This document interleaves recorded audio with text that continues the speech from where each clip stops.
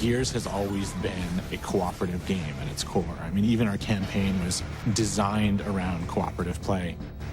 The #1 question I get is Horde mode coming back? I get that every single day on Twitter, so I couldn't wait to actually talk about survival.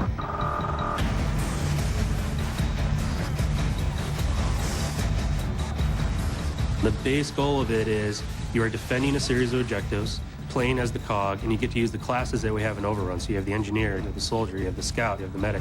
It's all about teamwork of what classes you're going to pick and use their special abilities to help survive 10 waves of enemies.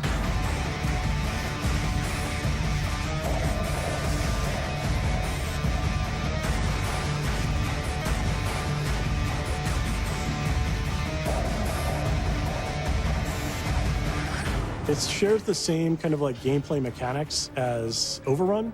And so there's 3 objectives, a primary, a secondary, and the third one being the generator, right, or the main objective. The battlefield is single directional, so you start defending the first one, and then when that falls, you fall back to the second one, and when that falls, you fall back to the final generator. In Horde, we had 50 waves was the goal to survive, and so you might hear 10 waves and go, wow, that's short. It is 10 crazy intense waves, and it's actually really hard to survive those 10 waves. We actually had to bring in QA to ensure that we weren't going to ship a multiplayer game mode that it was impossible to beat on the highest difficulty level. Going all the way to hardcore or insane is definitely going to be a challenge for any co-op group who wants to try to tackle it.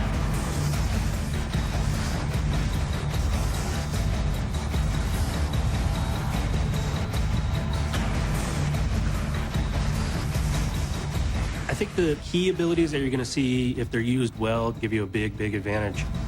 If you have an engineer who's repairing a fence and the locust forces are incoming, there's no way he's going to be able to repair that fence. And so you've got this moment where all of the classes are doing their thing, and it's all to protect the one engineer who is staying alive and not slowing down and not reloading and doing all this to save that one barrier that's protecting your objective. It's different every time. You know, it's going to be a different experience every single time using the smart spawn system. As you're changing and trying to figure out the best way to beat it, the game is changing on you, and so you're constantly having to adapt and figure out, oh man, we thought this was going to work, but now that it's different because, you know, we're facing different enemies. How are we gonna team up and actually beat it this time? There's a lot of just little ways that they can work together and complement each other that make that so much more valuable than, hey, everybody just runs in with their Lancer and shoots stuff.